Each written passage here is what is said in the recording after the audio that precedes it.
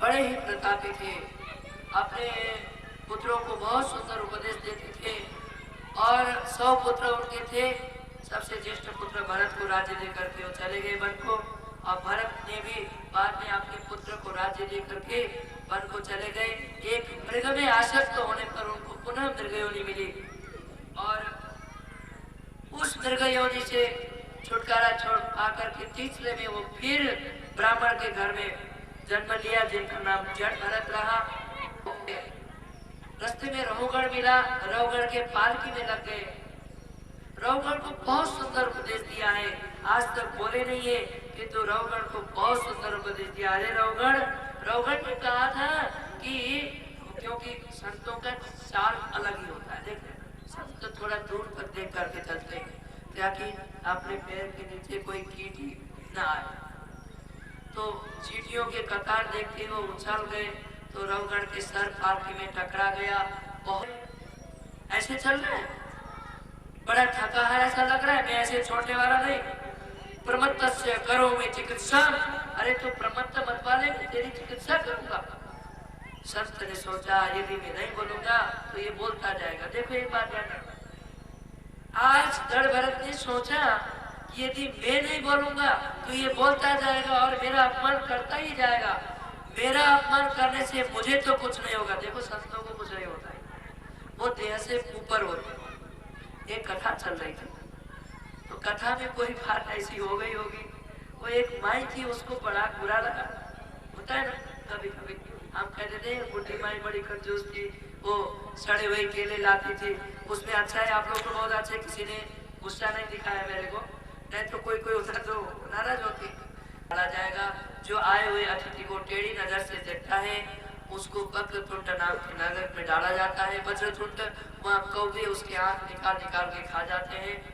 और जो दूसरों के धन को हरण करता है, दूसरों के बेटी और पत्नियों का हरण करता है, उसको कुंभीपाक नाम के नरक में डाला जाता है, जहाँ खौलते हुए तेल के कढ़ाई में उसको छोंका जाता है। हंसने वाली बात नहीं, बहुत सारी ऐसी बातें हैं। देखो ये शरीर नहीं होता, शरीर दूसरा होता है, परंतु कष्ट उतना ही होता है। और जो अपने आप खाता है, दूसरों का भाग छीन कर भी खाता है, उसको जो है उसका बचने का केवल उपाय है कि भगवान नाम संकीर्तन, भगवान के नाम से। ऐसा कभी हो सकता? हाँ, अजामिल नाम का एक ब्राह्मण था, बड़ा दुराचारी था। संतों के कहने से उसने अपने बेटा का नाम नारायण रखा। जब अंतिम समय में यमदूत आ गए लेने के लिए तो जोर से पुकारा, नारायण बचाओ। भगवान के पार्षद आ गए, यमदूतों को पिटाई करके भगा दिया और उसको छोड़ दिया। वो पुनः, देखो लोग कहते हैं कि बस इतने में मुक्त हो गया, नहीं, आगे की कथा सुनो। छोड़ दिए उसको, पुनः जीवन दान मिला, वो पुनः सब कुछ छोड़ करके हरिद्वार में गए, तपस्या किया है, फिर उसने परम गति को प्राप्त किया है। इसलिए कीर्तन मात्र से, भगवान के नाम संकीर्तन में इतनी शक्ति है कि केवल नाम संकीर्तन करने से आप पापों से मुक्त होते हैं। 2 मिनट की छोटी सी संकीर्तन, उसके बाद हमें प्रहलाद की कथा भी करनी है। तेरे पति जाए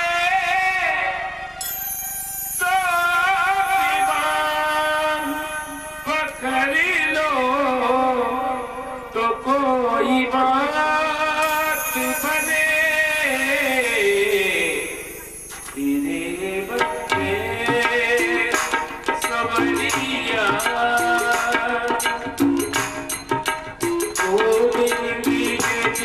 फूलों पाल जय जय राधा रमणे हरि, राधा रमणे हरि, गोविंद जय जय, गोविंद जय जय, बोलो गोपाल जय जय, राधा रमणे हरि, गोविंद जय जय। पड़ोस में देखना कौन ताली नहीं बजा रहा है। यदि कोई ताली नहीं बजा रहा है तो समझ लो चेन तोड़ने के खुराक में है, सावधान रहना, उसी को ताली बजाए। गोविंद जय जय हरि, गोपाल जय जय।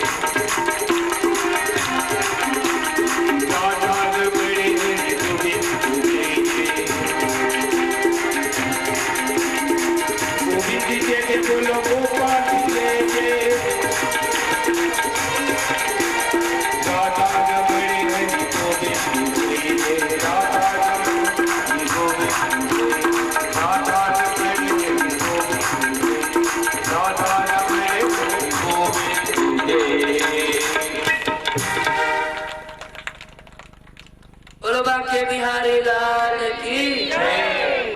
कि कयाधु नाम की पत्नी थी और उसके 4 बेटे। सबसे छोटे पुत्र का नाम प्रहलाद। और हिरण्यकश्यप ने वर प्राप्त किया था तब करके कि मैं न बाहर मरो, न भीतर मरो, न ऊपर न नीचे, न अस्त्र न शस्त्र, न मानव न दानव, न पशु न पक्षी, 12 महीना में किसी महीने में न मरो, न दिन में न रात में, ऐसा।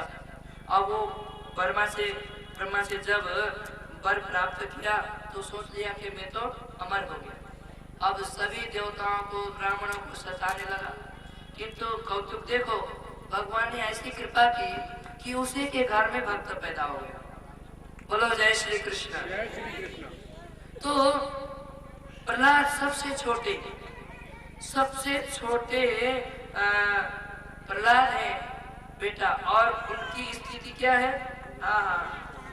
उनकी तो स्थिति ही अलग है।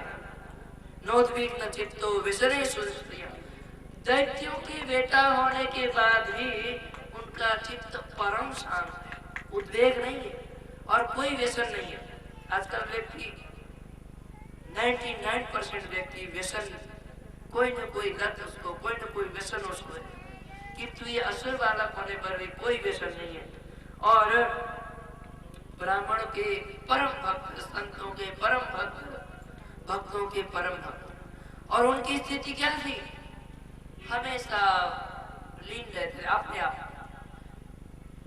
परीक्षित बोले कि महाराज ये बच्चे को क्या हो गया, इतने छोटे में इसको क्या हो गया, ये कैसी ये स्थिति हो गई? सुखदेव जी बोले कि उनको एक ग्रह ने पकड़ लिया। ग्रह ने, आप जानते हैं 9 ग्रह है ना? बोलो जय श्री कृष्ण। अच्छा, जब 9 ग्रह लगते हैं ना आपको, कोई शनि, कोई राहु, कोई केतु, तो ब्राह्मण लोग ये बैठे शांति करते, मंत्र तंत्र मारते हैं, और जब करते हैं शांति करते हैं तो छोड़ के चला जाता है। किंतु ये प्रहलाद को ऐसा ग्रह लग गया था कि उसने छोड़ता ही नहीं। ऐसे तो किसी को लगता नहीं, और किसी को लग गया तो ग्रह कभी किसी को छोड़ता। कौन सा ग्रह है महाराज, वो बताइए ना? कृष्ण ग्रह गृहीत आत्मा न वेद जगदीदृशम्। अरे उनको कोई 9 ग्रहों में से किसी ग्रह ने नहीं, वो तो टेढ़ी टांग वाले ग्रह ने पकड़ लिया था। बोलो जय श्री कृष्ण। कृष्ण देखो ना, उसका नाम भी टेढ़ा है, उसका काम भी टेढ़ा है, उसका रूप भी टेढ़ा है। बांका ही कहते, बांका है, वो कल बताएंगे। हमारे दाऊ जी कल सुनाएंगे कि उसका क्या क्या बांका है। बोलो जय श्री कृष्ण। बाकी कहते हैं टेढ़े को, अभी नहीं कल, क्योंकि कल उसको बुलाना है ना। कृष्ण ग्रह गृहीत आत्मा। अच्छा महाराज, हर रोग का एक लक्षण होता है ना? मलेरिया का अलग रोग, टीबी होगा तो अलग रोग, अलग लक्षण, टीबी रोग का अलग लक्षण। अच्छा ये बताइए कि जिसको ये कृष्ण रूपी ग्रह ने पकड़ लिया है उसका क्या लक्षण होगा? सोच सुनना, आप में कोई लक्षण घटता है तो समझ लेना कि कृष्ण रूपी ग्रह ने आपको जकड़ लिया है। क्वचित् रुदति वैकुंठ चिंता सबल चेतना, क्वचित् हसति तच्चिंता लाद उद्गायति क्वचित्। उसका लक्षण है प्राय रोता बहुत है, प्राय रोता बहुत है। क्यों? भगवान के विरह में। देखो 2 प्रकार का रोना होता है, एक तो संसार के लिए और एक भगवान के लिए। और ये नियम है, संसार के लिए रोगे तो आंखों से गर्म आंसू बीच से आएंगे, आंखों के बीच से गर्म आंसू टपकेंगे। और भगवान के लिए रोगे तो आंखों की साइड से ठंडे आंसू आएंगे। ये नियम है। तो क्वचित् रुदति वैकुंठ चिंता सबल चेतना। जब भगवान आप चित्त से हट जाते हैं ना तो बहुत रोता है, प्राय रोता है। जिसको ग्रह ने पकड़ लिया कृष्ण रूपी। क्वचित् हसति, कभी कभी जब भगवान का दर्शन हृदय में होता है तो खिलखिला के हंसने लगता है अपने आप में। और कभी खूब प्रसन्न होकर के नाचने लगता है, कभी गाने लगता है। समझ लो, यदि संसार में ऐसा कोई करे ना, कल घर में जाके ऐसा कहे ना, करना तो आपको सीधा आगरा भेज दिया जाएगा।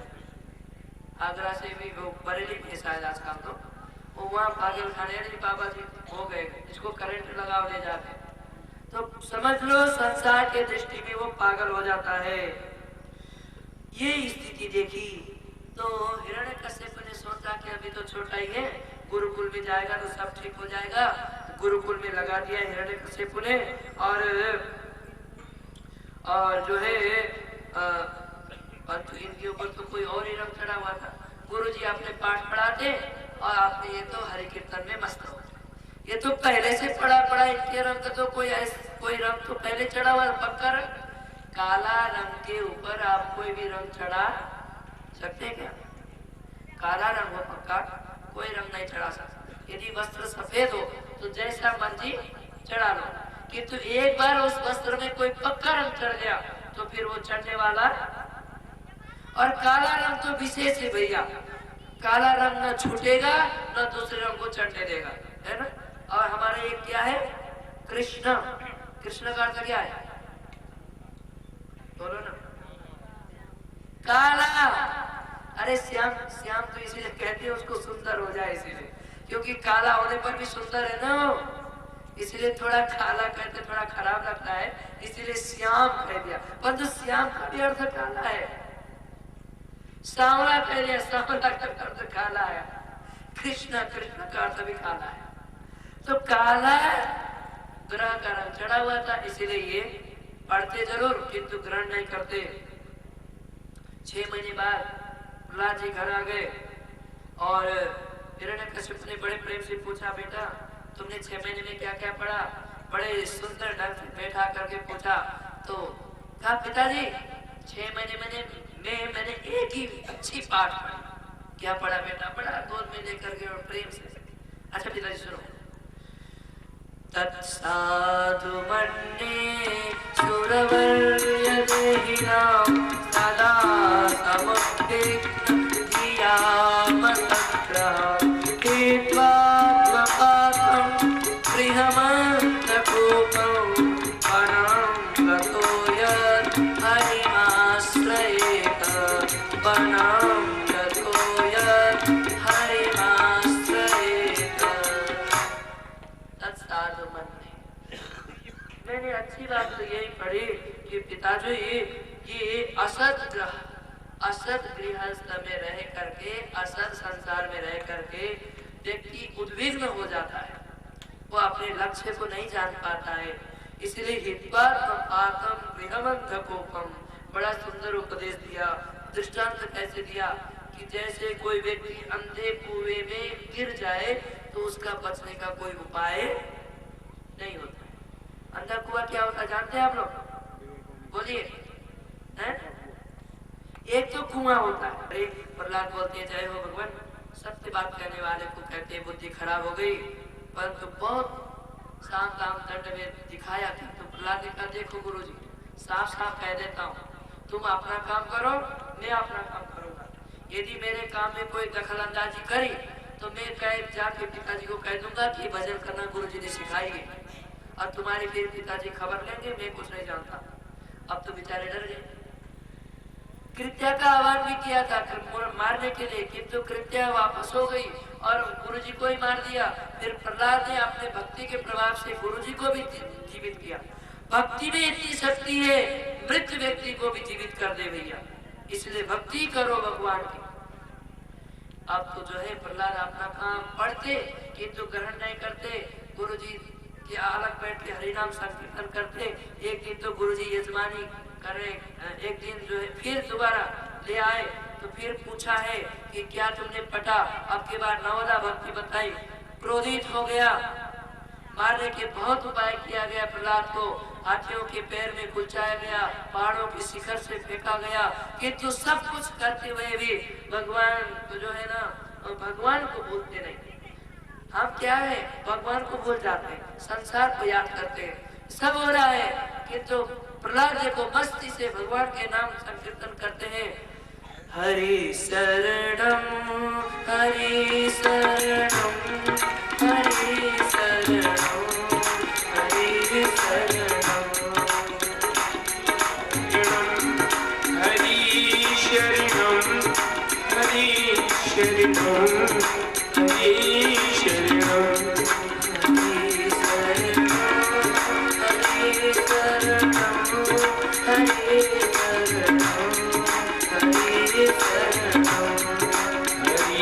शरणं हरि शरणं सभी लोग ताली बजाइए। शरणं हरि शरणं दयालु राम ईश्वर कृष्ण शरणं दयालु नाम की शरणं कृपालु नाम की शरणं दयालु राम ईश्वर कृपालु श्याम ईश्वर दयालु नाम की शरणं कृपालु हरि शरणं हरि शरणं हरि शरणं हरि शरणं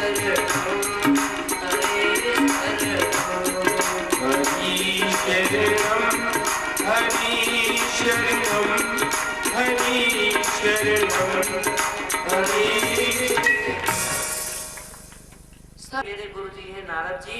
नारद जी ने मेरे को ये ज्ञान दिया, क्योंकि मेरे पिता जब तप करने के लिए गए, मारने के लिए, इंद्र मेरे माँ को लेके जा रहा था, नारद जी ने छुड़ाया और अपने आश्रम में माता जी को रख करके बहुत ज्ञान दिया। वो सब ज्ञान मैंने माता जी के गर्भ में ही सुन लिया। देखो, बहुत ध्यान देना चाहिए आजकल माताओं को। बालक को संस्कार गर्भ से ही दिया करो। बालक पैदा होने पर संस्कारित होता है, किंतु गर्भ से ही सब कुछ आप जो करते हो उसका संस्कार डायरेक्ट बालक पर पड़ता है। जो आप सुनते हो, जो आप बोलते हो, जो आप पढ़ते हो, जो आप देखते हो, वो सब बालक के ऊपर पड़ रहा है असर। इसलिए गर्भवती माँ को बहुत सावधान होने की आवश्यकता है। आज हमारे देश की संस्कृति बिगड़ गई। लोग कहते हैं महाराज जी देश का चरित्र पतन हो गया, किंतु देश का और व्यक्तियों का चरित्र का पतन नहीं हुआ है, चरित्र बिगड़ा नहीं है। आज हमारे बेडरूम के और ड्राइंग रूम के चित्र बिगड़ गए,